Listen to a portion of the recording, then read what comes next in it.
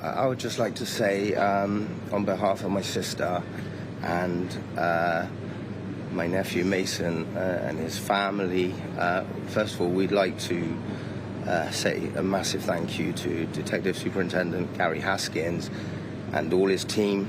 They promised us right at the beginning that they would do everything in their power, and they have. They've got them. We would like to say thank you as a family to our liaison officers, Matt and Anthony, that have been beside us this whole time, and they've been brilliant. We'd like to thank Ray Tully, lead prosecutor, and his team, along with Stella CPS, because they've done a fantastic job. We'd like to thank Ellie for helping us deal with the media and that.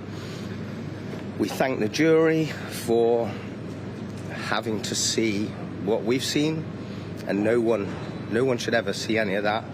And we thank them for coming to the correct decision as far as we as a family are concerned. We want to thank the public all over Bristol, all over the country, that have seen what's happened to these two innocent boys and have helped along the way and everything.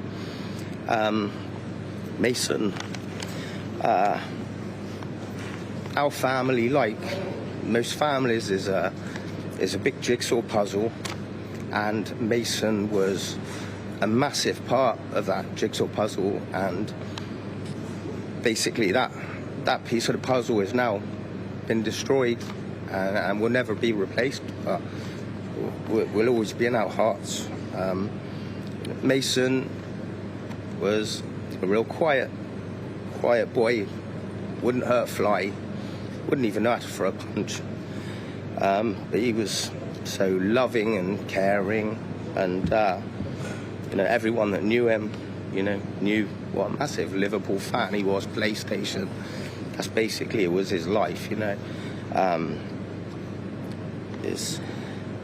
All I can say is that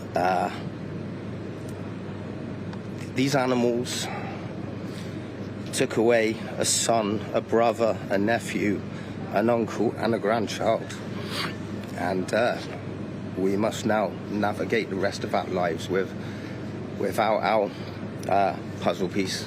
Thank you. Cheers.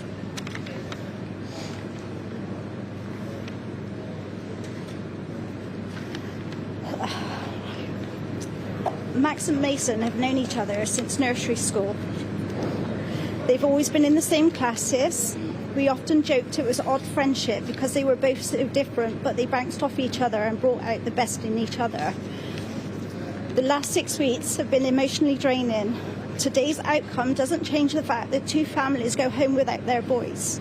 But we can now hopefully begin to process that and remember them both and the happy memories that both families have of Max and Mason.